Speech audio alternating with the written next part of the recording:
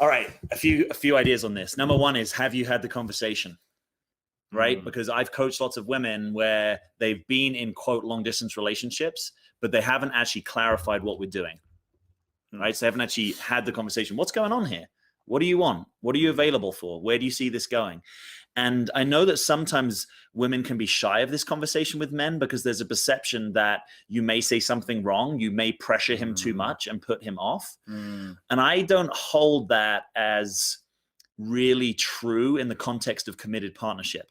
No. Because if you could turn me off as your guy by asking me, are you really into this? And I'm like, whoa, you've pushed too hard.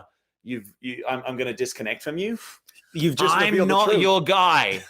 I'm not your guy. And that, I just want to be brutal about that. And it's like, if I can do this and Clayton just falls over, he's not my business partner. Yeah. Right. It's like, because you need to have some strength and some commitment and some, you know, he may not know for certain. Yeah. But if you're getting curious about the truth, pushes him off, how is he going to be in a conscious relationship with you? Because he's not caring about the truth. Yeah.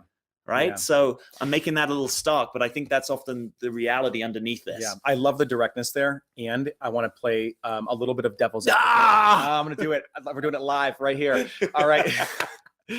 And the component that I think can get really confusing for women is the timing. Right. Okay. So I get it. I want to ask the question, but at the same time too, I don't want to come off like I'm desperate or like I'm grasping too much. So I'm trying to be cool in some ways. I'm trying to let things mature, but how do I know when the right time to bring ask that conversation question? Okay, up? great. So what's the answer, Clayton? Oh, I have no idea. Oh my gosh. Well, so I think part of that is actually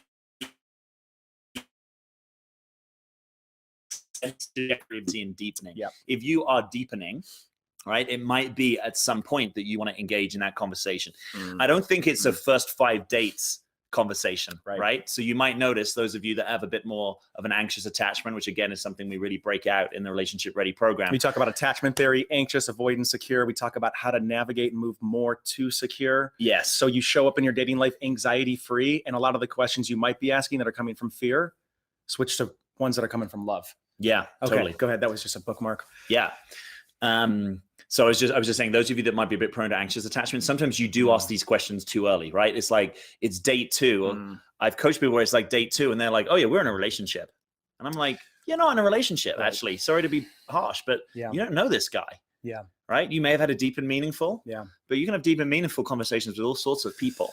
So part of it is actually you tracking your own expectation and fantasy and getting sober. You know, I talk a lot about sobriety. I don't mean not being an alcoholic. I mean, how clearly can you distinguish what's actually going on over and above your hopes and desires and fantasies for what it could be.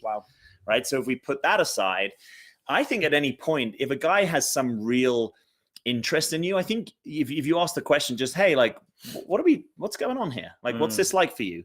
I don't think that that's going to be too early if the guy has a genuine interest in. I mean, he can say it's a little early for that conversation, but I'd love to have it with you at some point. Yeah, that's good information. Yeah, but it's really to not be afraid of the courageous conversations. Yes, and the way that you bring that question, I'm just even noticing the way that you brought it right there was one of there's a neutrality to it, and there's a balance of just, you know, hey, how's it going? I'm wondering what this experience is like for you. Right? Yeah, I'm curious what this experience, right? Not all of a sudden where I'm bringing this whole way to the world where your answer is either going to make me or break me. Right. Because you can feel that as a guy, by the way. Yeah. Because it's not the words. You'll duck the question slightly, right? Because you don't want to hurt. Right. Most guys, if they're in their heart somewhat, don't want to hurt you. Right. But you actually want to get beneath that to find out what's the truth, because it's better to be rejected at a dinner conversation than to date someone for years and imagine they're going to marry you and they've got no intention of it. And that's more common than most people would like to admit. Yeah. So particularly if you add now 1,500 miles into the equation, I think you have to get to some of those conversations a little bit quicker.